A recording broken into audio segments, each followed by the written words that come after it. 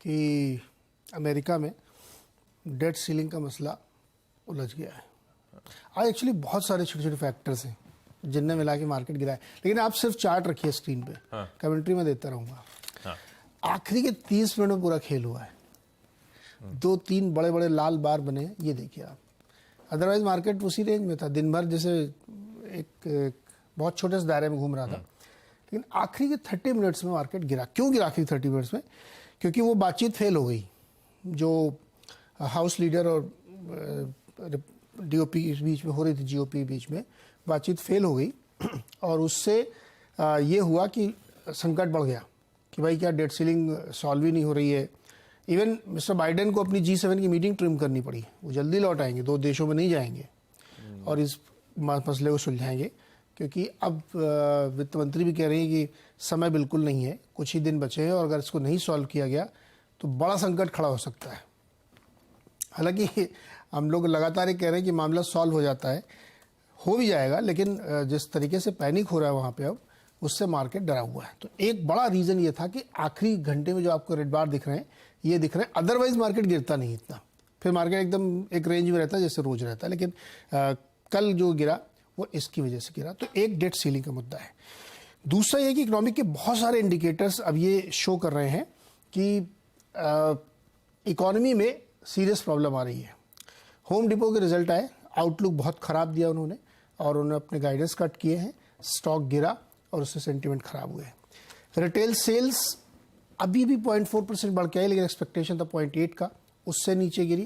तो ये एक और संकेत था कि मार्केट वीक हो रहा है, इकोनॉमी वीक हो रही है। फेड के गवर्नर्स रोज आके अपना कुछ कुछ बोलते, 2 लोग और आए और उन्होंने कहा कि भले ही इकोनॉमी में कुछ भी हो, लेकिन अभी इन्फ्लेशन कम होने के सबूत नहीं मिल रहे हैं, इसलिए मामला और ज़्यादा रेट हाइक की तरफ जाता हुआ दिख रहा। तो ये कुछ फैक्टर्स थे जो इकोसिस्टम बना रहे थे कि मार्केट आगे बढ़ नहीं सकता, वो गिरेगा। तो इसीलिए लगातार मार्केट प्रेशर में काम कर रहा था और आखिरी घंटे में काम किया।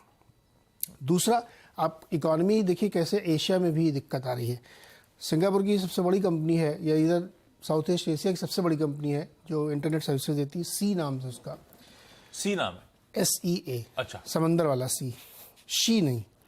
तो उसने नहीं, मैं तो अल्फाबेट वाला सी समझ रहा था। अच्छा, तो उसमें उन्होंने अपना जो नतीजा पेश किया ना, वो बहुत ही खराब, बहुत ही गंदा नतीजा पेश किया है।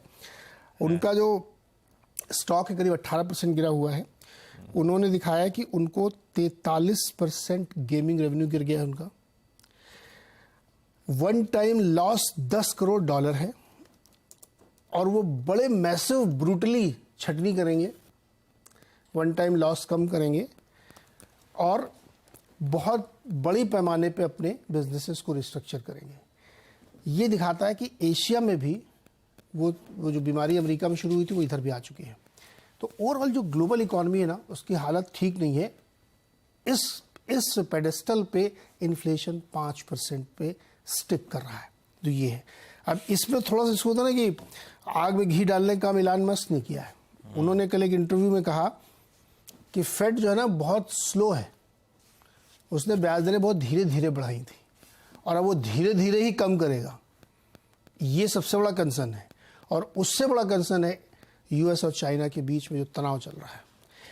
ये एक सीरियस पॉइंट है, इसको ध्यान में रखना चाहिए, क्योंकि वॉरेन बफेट ने TSMC की अपनी स्टॉक होल्डिंग 0 कर दी है, सिर्फ इसलिए कि उनको लगता है कि ताइवान और चाइना के बीच में जियोपॉलिटिकल स्ट्रेस बहुत बढ़ चुका है और अब उसी को इको कर रहे हैं मिस्टर इलान मस्क।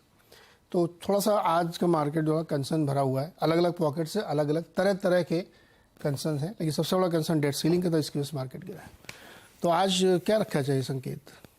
सच बोलना चाहिए, नेगेटिव तो है ही। संकेत तो नेगेटिव है, बाकी हमारी पे जैसी भी हो। नेगेटिव हमें क्या फर्क पड़ता है? ये अब तो ग्लोबल संकेत तो नेगेटिव ही है ना, फिर भी। नेगेटिव आज तो नेगेटिव। ठीक है, हमें क्या, तो हम भी वैसे आखिर में